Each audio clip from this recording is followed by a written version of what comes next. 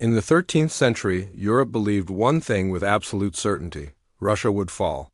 It was being crushed by the Mongols, divided by its own princes and surrounded by enemies. Then a 20-year-old prince stood on frozen ground and turned ice itself into a weapon. His name was Alexander Nevsky, and he didn't just defend Russia, he saved its very soul. Stay with me, because by the end of this video, you'll understand why one single battle on a frozen lake sent a wave of terror through an entire empire. The year is 1237. The Mongol hordes are tearing through Eastern Europe like a storm sent by God himself. Cities are burning, kingdoms are collapsing. Princes either kneel or they die. It's a tide of destruction no one can stop.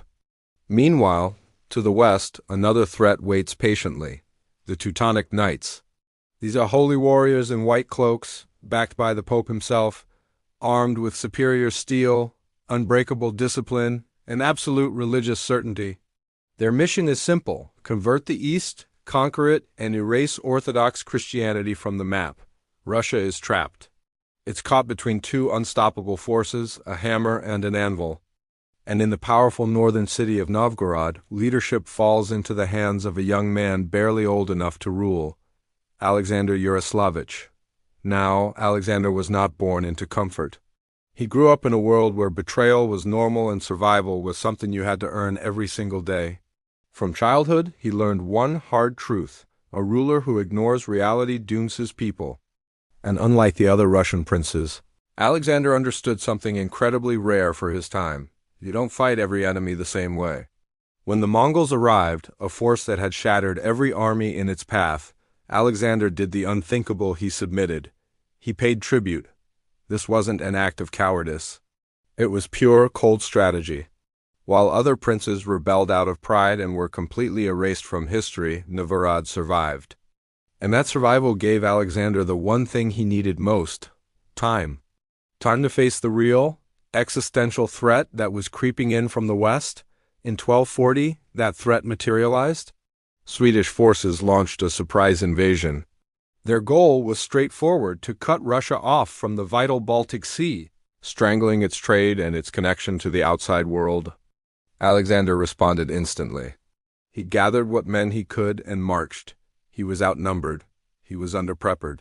But he was unafraid. He launched a surprise attack of his own without warning at the Neva River. The result was a stunning, complete Swedish defeat. It was a victory so decisive that it earned Alexander a new name, one that would echo through history: Nevsky of the Neva. But his greatest test was still ahead. Victory didn't protect Alexander from the treacherous world of politics. The nobles of Novgorod, the very people he had just saved, grew fearful of his rising power and popularity, so they banished him. They exiled their hero, and the moment he was gone, the Teutonic Knights saw their chance and invaded. They moved with terrifying speed, burning cities, capturing the fortress of Pskov, and forcing conversions at sword point. The West was closing in. Only then, with their backs against the wall, did the nobles of Novgorod realize their catastrophic mistake. They sent messengers to beg Alexander to return and lead them. He didn't hesitate. Because some wars aren't fought for crowns or for territory. They're fought for identity. They're fought for the right to exist. April 5th, 1242, Lake Peipus. The landscape is frozen, silent, and deadly. On one side stood Alexander Nevsky with his Russian forces. On the other, the Teutonic Knights, Europe's most feared heavy cavalry. These were men armored head to toe, riding powerful war horses, trained to break entire armies with a single thunderous charge. Most commanders would have met them head-on, a clash of steel against steel, but Alexander did something different. He chose his ground carefully. He let the knights advance. He drew them out onto the lake, onto the thin spring ice. When the knights finally charged, their greatest strength became their fatal weakness. The earth itself betrayed them. The ice cracked and groaned under the immense weight. Horses slipped, throwing their riders. The perfect disciplined formation collapsed into chaos.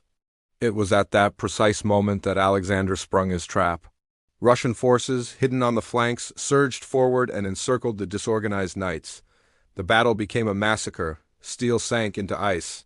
Knights, weighed down by their own heavy armor, drowned in the freezing water below. The legendary charge of the Teutonic Order was swallowed by the lake. The battle became a legend, the battle on the ice, and with that one victory, Western military expansion into Russia was halted for centuries. Alexander Nevsky didn't just win battles. He mastered timing, he understood his enemies, and he knew his people. He chose to resist the West, which sought to erase his culture, and he chose to endure the East, which only sought tribute. He preserved Orthodox Christianity. He protected Russian identity. Where other leaders saw only enemies on all sides, Alexander saw priorities. He chose survival over pride. He chose long-term strategy over short-term emotion. He chose the future of his people over the present moment of glory. That's why, centuries later, the Orthodox Church made him a saint. That's why Joseph Stalin invoked his name to rally the Soviet Union against the Nazi invasion in World War II. And that's why Russia still remembers him today. Not as a conqueror, but as a shield. Alexander Nevsky proved a timeless truth. The greatest leaders don't fight every single battle. They choose the ones that truly matter. Without him, Russia as we know it may have been erased from the map, converted, or divided forever. Instead it endured. The frozen lakes eventually melted. The empires of the Mongols and the Teutonic Knights faded into history. But the decisions he made on that frozen lake still echo today. If this story changed how you see leadership, strategy, or the hidden corners of history, please hit that like button to support more epic history content. And make sure you subscribe for more legendary warriors, forgotten generals, and the pivotal battles that shaped our world. I'd love to hear your thoughts in the comments. Was Alexander Nevsky a hero, or a ruthless realist who did what was necessary to survive? And always remember, history doesn't belong to the strongest. It belongs to those who understand the moment. Thanks for watching, and I'll see you in the next legend.